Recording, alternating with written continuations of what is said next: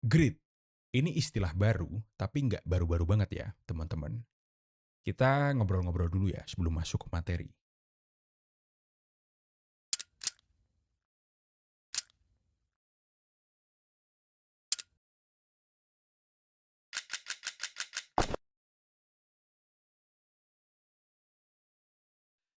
Zaman saya dulu, ada karakteristik yang harus dimiliki seseorang untuk bisa naik ke puncak, yaitu resilient. Pasti kalian sering dengar ya tentang resilient. Apa itu resilient? Resilient adalah sebuah kemampuan tentang bagaimana seseorang itu bisa merespon kesulitan, kegagalan, trauma, krisis, dan sebagainya, lalu bisa bangkit, alias sebuah mekanisme untuk bertahan dan beradaptasi. Kalau dosen saya zaman dulu menyebutnya sebagai daya lenting. Melenting seperti pegas atau karet, mau ditekan, dihantam, dilempar, diinjek, dia akan dengan cepat memantul dan kembali ke bentuk semula.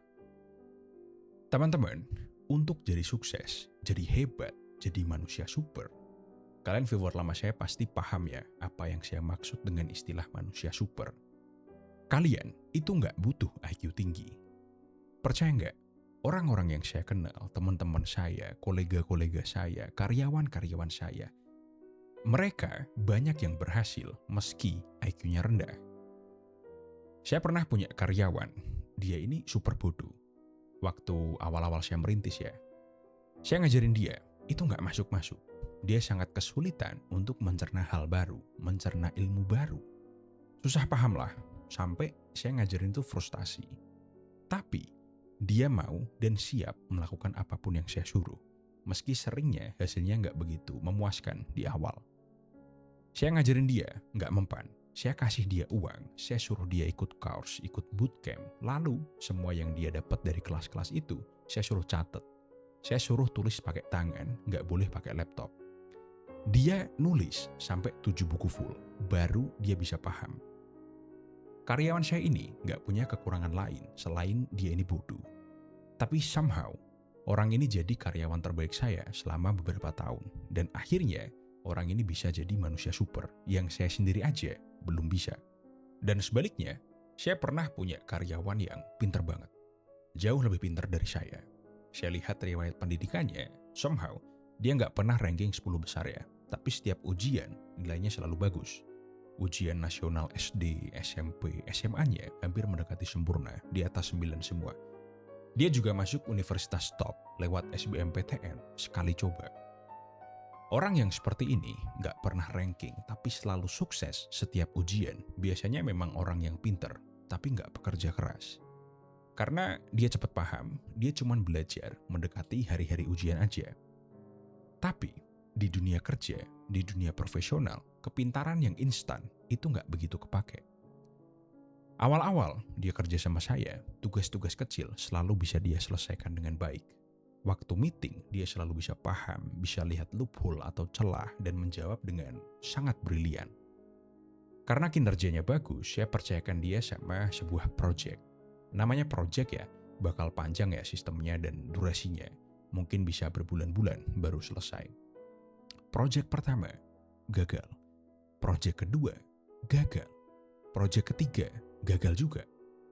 Klien marah-marah sama saya. Saya evaluasi dong karyawan saya ini. Saya marahin dia. Saya nggak ada niatan mecat karena dia pinter dan jarang-jarang saya dapat karyawan pinter. Reaksinya bukannya menerima kritik dan belajar, dia jadi defensif. Menyalahkan keadaan, menyalahkan orang lain. Pokoknya ada aja alasannya. Dan gak lama kemudian, dia resign. Dia nggak bisa menerima kritik. Dia nggak bisa menerima kegagalan. Pertama kali di hidupnya, dia tidak mendapatkan kemenangan instan seperti ketika dia ujian yang pernah dia lalui sebelumnya. Orang ini gagal karena dia nggak punya grit. Oke, kita masuk ke materi ya. Lalu, apa itu grit? Grit adalah istilah populer yang dikembangkan oleh Angela Duckworth ya. Kalian bisa baca bukunya, sangat bagus, sangat rekomen. Grit itu bisa dibilang stamina, selalu bisa fokus pada suatu tujuan selama bertahun-tahun tanpa terdistraksi atau kehilangan minat. Sama dong Pak, dengan resilient beda teman-teman. Resilient itu daya lenting, kemampuan kita untuk bisa bangkit setelah jatuh atau gagal. Bangkit bukan berarti kamu siap untuk berlari lagi ya, mengejar tujuan. Kamu jatuh, terus cepat berdiri, itu resilient. Tapi terkadang setelah jatuh, kita kan terluka, lututnya lecet, keseleo, jadi belum siap berlari lagi. Nah, grit itu kemampuan untuk kita bisa mengejar suatu tujuan, meski jalan yang kita lalui itu membosankan, menyakitkan, dan membingungkan. Kita tetap terus berlari untuk mengejar tujuan. Dan untuk bisa jadi manusia super, kita harus punya dua-duanya, resilient dan grit. Resilient bikin kita tahan banting, dan grit bikin kita tahan lama. Ada penelitian menarik yang dilakukan Angela Duckworth yang ditulis di bukunya. Dia melakukan penelitian di West Point Military Academy Amerika. Ya, mirip akademi militernya Indonesia.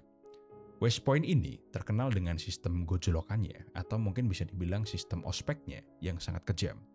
Si Angela ini mempertanyakan, dari semua kadet yang masuk di akademi ini, berapa yang bisa bertahan sampai lulus?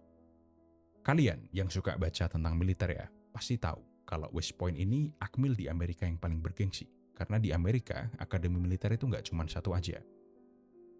Untuk masuk ke sini, biasanya per tahun yang daftar itu puluhan ribu lebih, dan yang keterima cuma 1.200 orang aja. Itu pun untuk daftar doang, kalian harus sangat berprestasi, sangat pintar, penuh pengalaman organisasi, punya fisik yang mumpuni, dan harus melampirkan surat rekomendasi dari anggota Kongres Amerika. Puluhan orang ribu yang daftar, diseleksilah 1.200 kadet terbaik, dan di ranking yang nantinya akan diospek dengan kejam selama 7 minggu kalau nggak salah. Di Akmil Indonesia pun begitu, ada masa ospeknya dan kejam. Ospek ini dilakukan agar kadet-kadet itu hancur egonya, biar mereka melepas status sipilnya dan manut sama perintah dan menuruti sistem komando dan juga nguji ketahanan mereka. Di West Point, 1 dari 5 kadet akan drop out ketika masa ospek. Dan seringnya yang drop out itu justru kadet-kadet yang rankingnya tinggi. Dan disinilah masuk Angela Duckworth. Sebelum ospek itu dimulai, dia ngetes 1.200 kadet ini. Dia tes dengan kuesioner gritnya. Dan hasilnya, IQ, kecerdasan, kemampuan fisik, itu sama sekali nggak ada hubungannya dengan siapa yang bisa bertahan. Yang bisa bertahan melalui ospek itu dan lulus dari West Point adalah mereka yang punya grit. Lalu, pelajaran apa yang bisa kita ambil dari kuliah kita hari ini? Teman-teman, di dunia, orang yang berbakat, orang yang pinter, IQ-nya tinggi, itu banyak sekali. Dan itu nggak menjamin mereka akan sukses. Yang menjamin kalian-kalian, mahasiswa saya ini bisa sukses, adalah dengan memiliki grit dan resilient. Beruntungnya, grit dan resilient ini bisa dilatih ya teman-teman. Faktornya banyak untuk melatih dua hal tersebut, tapi saya persimpel aja, saya sederhanakan. Kalau kalian mau latihan lebih serius, kalian cari tahu sendiri caranya. Untuk melatih grit, kalian harus menanamkan atau mengembangkan yang namanya growth mindset. Kalau kalian mau belajar tentang growth mindset, kalian cari tahu aja yang bikin namanya Carol Dweck. Growth mindset itu apa, teman-teman? Menurut Carol Dweck, manusia itu terbagi jadi 2 tipe mindset ketika menghadapi tantangan. Yang pertama, fixed mindset atau pola pikir tetap.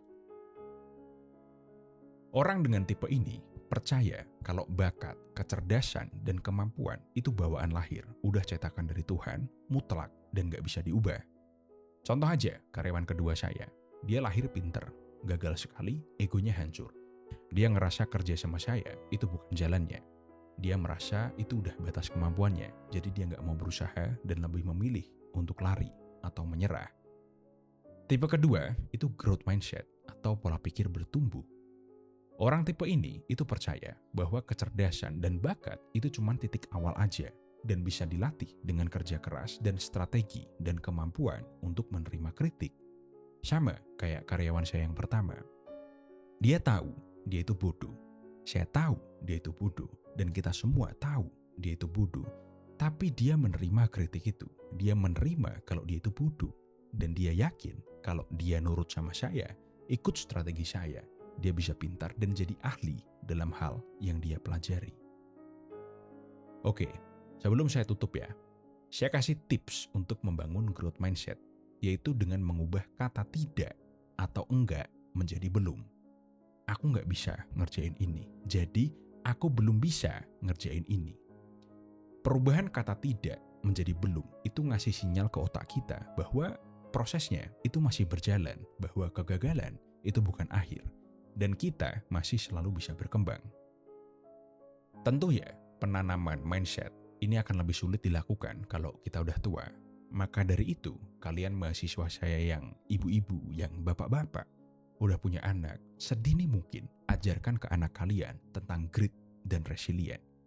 Sehingga suatu saat nanti, jika tiba-tiba kalian mati, anak kalian bisa berdiri, melanjutkan hidupnya, dan jadi orang yang hebat. Oke, sekian dari kuliah kita hari ini. Jangan lupa like, share, dan subscribe.